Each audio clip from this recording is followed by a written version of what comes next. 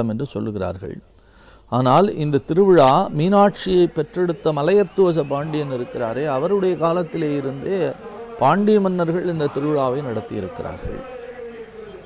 அப்படி மலையத்துவச பாண்டியன் வந்து எம்பெருமான் கள்ளழகர் வந்து வைகை ஆற்றிலே இறங்கக்கூடிய தருணத்திலே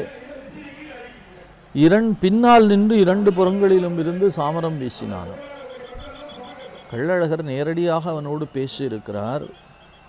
அவர் கேட்டாராம், ஏனப்பா முன்னால் வந்து சாமரம் வீசாமல் பின்னால் நின்று கொண்டிருக்கிறாய் என்று கேட்டபொழுது, நீங்கள் இப்பொழுது எவ்வளவு சிறப்பாக எவ்வளவு அருமையாக இங்கே வைகை ஆற்றிலே எழுந்தருளி எல்லோருக்கும் அருள்பாலிக்கின்றீர்களோ, அங்கே மண்டூக மகர்ஷிக்கு சாப விமோசனம் கொடுக்கிறீர்களோ, அதே போலத்தான் உங்களை தரிசிக்க, உங்களை பார்க்க, உங்களை பரவ, உங்களை பாட, உங்களை பணிய, உங்கள் திருவடியிலே விழுந்து வணங்க, உங்கள் நாமத்தை கோவிந்தா கோவிந்தா கோவிந்தா கள்ளழகா என்று சொல்ல எத்தனையோ யோகிகள் மகர்ஷிகள் காத்து கொண்டிருக்கிறார்கள்.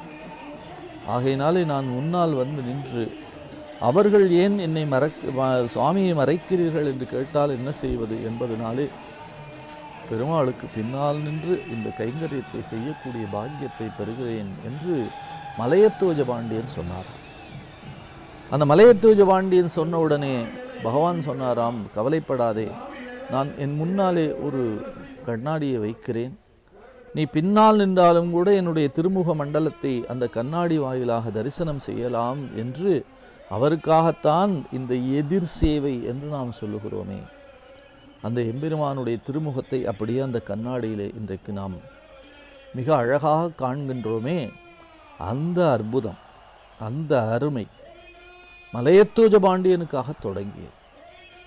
அப்படி மலையத்துவஜ பாண்டியன் காலத்திலே இருந்து வந்த அந்த அற்புதமான இந்த திருவிழாவை சைவத்தையும் வைணவத்தையும் ஒருங்கிணைப்பதற்காக திருமலை நாயக்கர் காலத்திலே மாசி மாதத்திலே இருந்த அந்த மாசி மாதத்திலே இருந்த திருவிழாவை சித்திரை மாதத்திற்கு கொண்டு வந்து, சித்திரை மாதத்திலே மீனாட்சி அம்மையினுடைய திருவிழா, தேரோட்டம், கல்யாணம் எல்லாம் நிறைவு பெற்ற அந்த சூழலிலே, அந்த தருணத்திலே இந்த சித்ரா பௌர்ணமி அன்றைக்கு கள்ளழகர் வந்து மதுரையில் இறங்கக்கூடிய இரண்டையும் ஒருங்கிணைத்தார். சைவமும் வைணவமும் ஒன்று, அறியும் சிவனும் ஒன்று, அறியாதவன் வாயில் மண்ணு என்று ரொம்ப சாதாரணமாக கிராமப்புறத்திலே சொல்வார்கள்.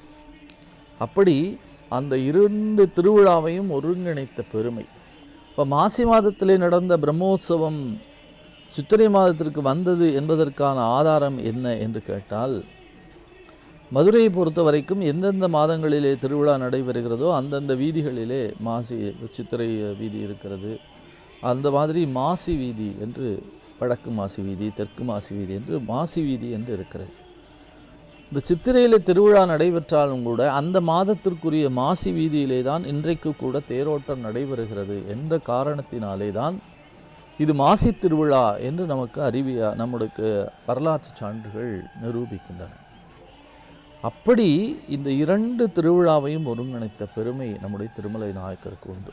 திருமலை நாயக்கர் பிறப்பால் தெலுங்கு தேசத்தை சார்ந்தவராக இருந்தாலும் கூட அவர் தமிழின்பாலில் பற்று பெற்று தமிழின்பால் மிகப்பெரிய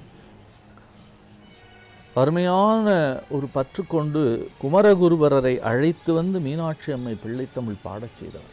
ஏனென்றால் என்னுடைய காலத்திலே தமிழ்நாட்டிலே தமிழ் புலவர்களால் பாடப்படவில்லை என்ற ஒரு பெரிய இழுக்கு எனக்கு வந்துவிடக்கூடாது என்றே அன்னை மீனாட்சியிடம் பிரார்த்தனை செய்து அவர் மிக அருமையாக இந்த திருவிழாக்களை எல்லாம் ஒருங்கிணைத்திருக்கிறார் என்று நாம் சொல்லலாம்.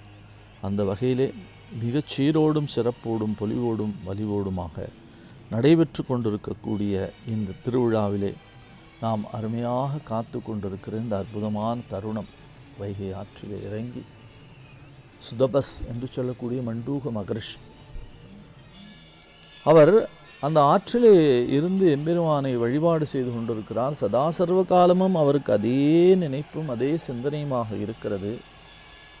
அந்த சிந்தனைக்குள்ளாக அந்த பகுதியில் அப்பொழுது வந்து துர்வாச மகர்ஷியை அவர் சரியாக கவனிக்கவில்லை.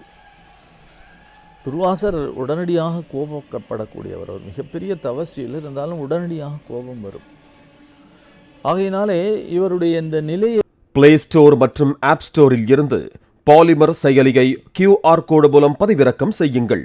செய்திகளை உடனுக்குடன் பெறுங்கள்.